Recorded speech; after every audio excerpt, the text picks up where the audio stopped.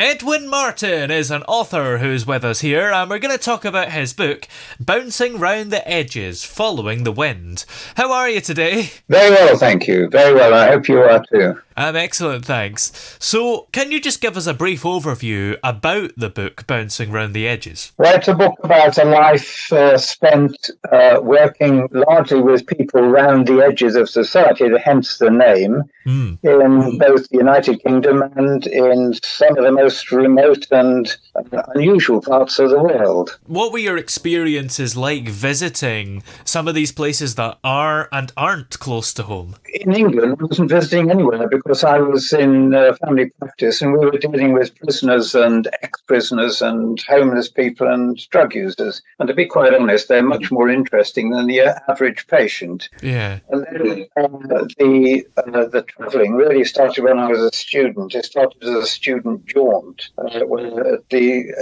last year of our Cambridge degree, 8 of us decided we'd like to drive to India.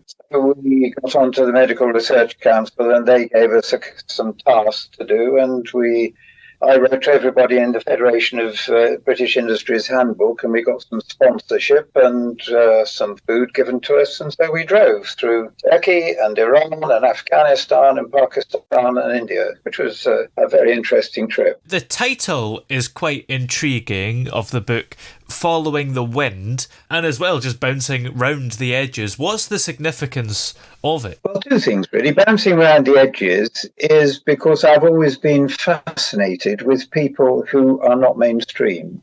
Following the Wind is more to do with a change that happened when I was a student, and that is I escaped from a very, very restrictive religious society.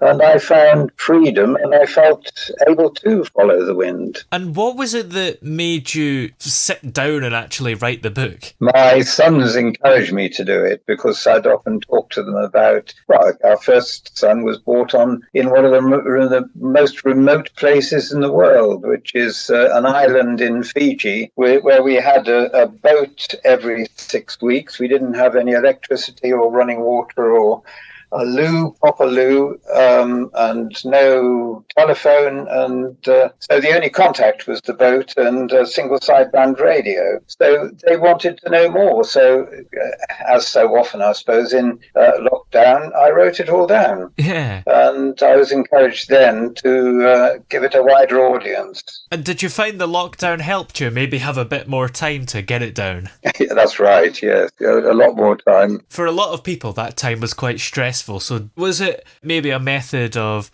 keeping you occupied, I suppose, and maybe it was quite cathartic? It did keep us occupied, but we didn't really need to be occupied because we had a dog and we used to go out and go for walks with the dog, and we found we made all sorts of friends of other dog walkers, which we'd never made before. Many of them are still our friends. That's one thing. The other thing is we have quite a large garden, so we let two of our neighbours have plots in our garden, and in the lockdown you were allowed to till your plot. So one of the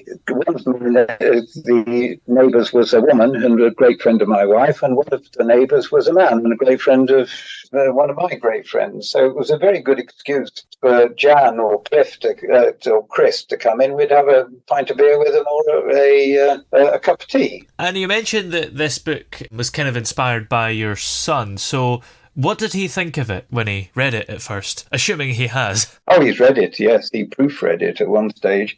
He thought it was very interesting, particularly, and we were very privileged, particularly on the trip to India. We were able to drive freely through Iran, Afghanistan, Pakistan, and right down to the mountains in the south of India. And then in Fiji, when we went to Fiji, the outer islands, we were working on islands halfway between Fiji and Tonga.